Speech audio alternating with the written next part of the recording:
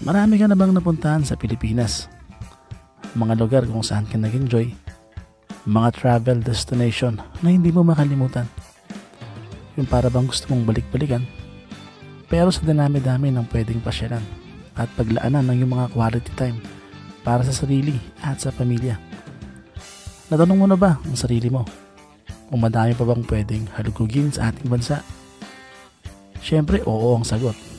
Napakadami pang pwedeng puntahan at mga tourist spots sa ating bansa. Samahan niyo akong isa-isahin ang ilan sa mga tourist spots ng ating bansa na hindi masyado alam ng karamihan. Kung sakaling magagawi ka o may trip papuntang Batanes, ay siguraduhin mong magagawi ka sa Rafang Cliff. Mula sa Basco ay pupunta ka sa isla ng Itbayat at dito ay makikita mo ang napakalaki at napakahabang limestone cliff. Ang overlooking view dito ng Pacific Ocean ay breathtaking talaga. Makikita mo rin dito ang stone bell na pwede mong patunogin with natural beautiful sounds. Stone bell! Bata!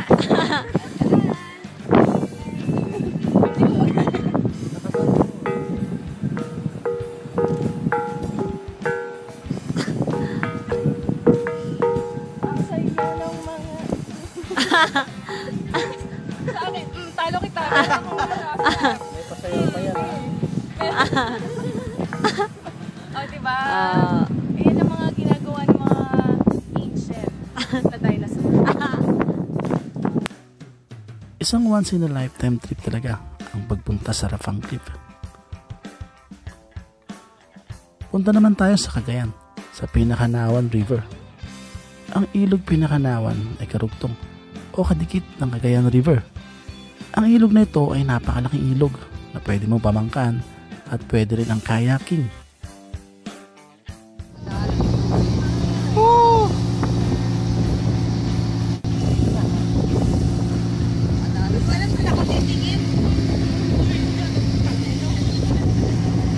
Pwede ka rin dito mag-trek sa mga limestone at rock formation sa gilid nito. Malapit din dito ang Calaw Cave kung saan nakita ang makasaysayang Calawman. Nasa ilalim na pangangalaga ng Peña Blanca Protected Landscape and Seascape ang lugar na ito. Dahil sa ganda ng alon dito, ay nagkakaroon dito ng karera ng bangka taon-taon. Tara, sa Bulusan Volcano Natural Park naman tayo. Ang Bulusan Volcano Natural Park ay bahagi ng rainforest ng Mount Bulusan. Ang Bulusan Park na ito ay idiniklarang natural park noong taong 2000. Sakop ng vicinity nito ang bulkan mismo ng Bulusan, ang Bulusan Lake, ang dalawa pang bundok na Sharp Peak at Hormahan, at ang lawa ng Agingay.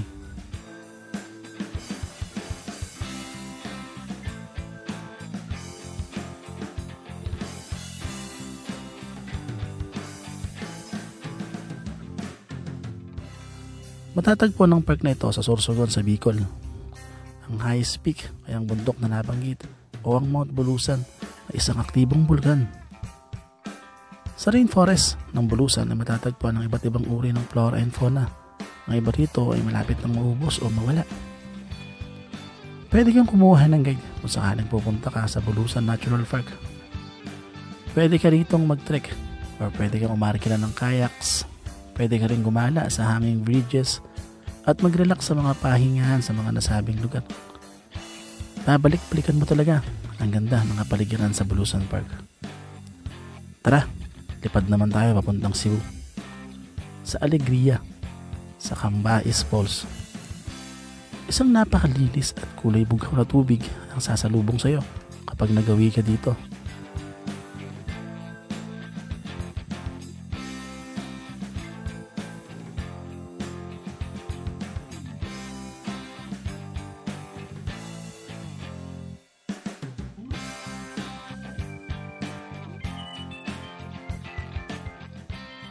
May 2 level ang talon na ito. Mapuno at marami ring perch na pwedeng makita dahil nasa gitna ka nga ng kagubatan. May mga kuweba at limestone formation din na malapit lamang.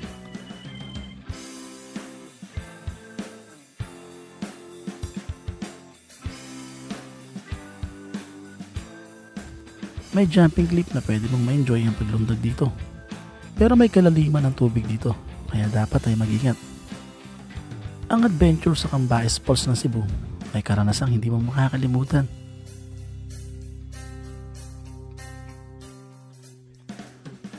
Worth it talaga ang mahabang trekking dahil masosorpresa ka sa napakagandang talon na ito.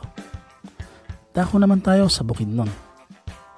Dito naman may kita ang Kyokong's White Rock Wall. 2017 na i-develop ang napakalaking batong ito na isang tourist spot sa ngayon.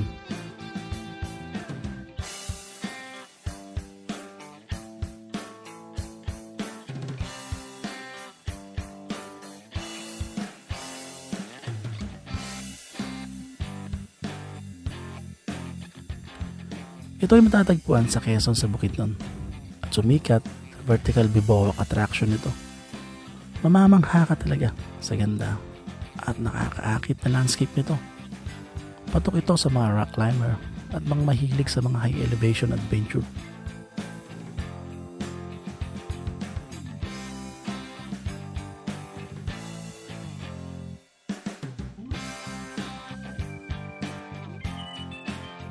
Sa ngayon ay isa ito sa mga sikat at pinagdadausan ng mga climbing sports sa ating bansa. Kung maakyat mo ang napakalaking limestone na ito, ay pwede kang mag-stay sa taas nito. Pwede ring overnight para paggising mo sa umaga ay bubungad sa iyo ang napakagandang buwang liwayway. Sa ngayon ay madali lang na mapuntahan ang Kyokong's Rockwall na ito dahil ginawa na ng mga lokal ng trail papunta dito. Ang rockwall na ito ay may taas na 400 feet na pwedeng mag-rappel at meron ding malapit na blue water cave pool. Kung pupunta ka rito ay pwede kang manggaling sa Davao o sa Cagayan de Oro at mula doon pwede kang bumiyahe papunta sa Kyokong. Lipat naman tayo sa Surigao del Sur sa bayan ng Barobo. Sa kabila ng pag-unlad ng mga kabayanan, may mga lugar pa rin na nananatiling malayo sa kabihasnan at sa modern life. Mula sa Barobo Old Market ay pwede kang sumakay ng bangka papunta sa Cabgan Island. Napakalino ng tubig dito at napakaputi ng buhangin. First class beach talaga kung may tuturing. Isa rin sa magandang katangian ng nasabing islet ay ang korte at ang itsura nitong kakaiba. Kung gusto mong makalimutan ang ingay sa syudad at lumimot muna sa mga iniisip na problema sa trabaho at sa iyong jowa, para sa iyo ang islang ito. Mula sa Butuan ay pwede kang magbus papunta sa Barobo at pupunta ka dito. Sa isang pobling lugar naman sa may Samar ay masusumpukan ang isang tagong yaman, ang Pinipisakan Falls at ang Sulpan Cave. Ang kombinasyon ng sinauna at napakagandang kuweba at talon ay extraordinary talaga at kamangha-mangha ang itsura. Kung papasok ka sa Sulpan Cave ay mamamangha ka talaga sa mga rock formation dito. Marami ring mga naninirahang mga nilalang sa kuweba gaya ng mga ahas at gagamba. Malaki ang kuwebang ito at maraming complex, kaya naman delikado rin dito. Pero ang katabi niyang talon, ito ang Pinipisakan Falls, ay napakagandang likhang kalikasan na dapat rin nating ipagmalaki. Tara, lipat tayo sa Palawan. Hindi may kakila ang yaman ng Palawan pagdating sa karagatan. Dinarayo ng napakaraming turista dahil sa mga island hopping dito. Sikat dahil sa mga crystal clear na katubigan at mayamang biodiversity ng karagatan. Isa na rito ang Magransing o Little Mausonan Island. Ang islang ito ay minsan nang na-feature na isa sa mga pinaka-clearest water sa buong mundo. Kasama sa munisipalidad ng linapakan ng islang ito. Ito isang remote island at bihirang puntahan ng mga tao. Perfect para sa mga list of destination mo once na mag-island hopping ka sa Palawan. Pwedeng mag-snorkeling at magbabad sa sikat ng araw sa napakagandang white sand beach nito. Balik tayo sa Cebu, sa Dalaguete.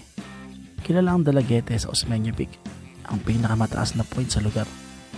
Madami ring pataniman ng mga prutas at gulay dito. Gaya ng Baguio, medyo may kalamigan sa lugar na ito dahil na rin siguro sa mataas na altitude. Pero meron sumisikat na lugar dito para sa mga mahilig mag-trekking at umakyat ng bundok. Ito ay ang Casino Peak at ang Kandungaw Peak. Ang Casino Peak ay nasa Barangay Tabon, di naman kalayuan sa kilalang Osmeña Peak. Kung gusto mong mag-trek dito ay magpaturo ka lang sa local guide. Nasa kulang 1 oras lamang ang pag-akyat dito. May napakagandang tanawin ng mga magkakahilerang bundok. Nahawig na hawig sa Chocolate Hills ng Bohol. Pero mag-iingat ka dahil matarik ang nasabing lugar. Ang Kandungaw Peak naman ay nasa mas mataas na bahagi at mas mahirap akyatin. Mahigit 1 oras ang pag-akyat dito at sinasabing mabato ang trail dito. May mga pataniman din ng strawberries dahil nga malamig ang lugar na ito. Pwede ka rin mag-overnight sa nasabing lugar. Basta wag mo lang kakalimutan magdala ng tent. At para sa ating huling destinasyon, tara, punta tayo sa Daram, sa Kandiwata Rock Formation sa Visayas. Dahil sa mga kakaibang rock formation ng mga badong ito, kaya ito tinawag na Kandiwata. Isa itong napakagandang rock island na matatagpuan sa Daram, Samar. Ang lugar na ito ay isang sikat na tourist destination sa nasabing lugar at dinarayo ng mga turista. Nakakamangha at napakahiwagang ukit ng naturalesa. Kung akala natin ay marami na tayong napuntahan, baka meron pang hindi na isama sa mga bucket list mo. Hindi talaga nagkukulang ang ating bansa sa napakadaming atraksyon na pwede nating puntahan. Mag-ipon na at ating puntahan ang mga lugar na magpapasaya sa atin once in a lifetime. Hanggang dito na lamang mga paos. See you sa next episode. Bye bye.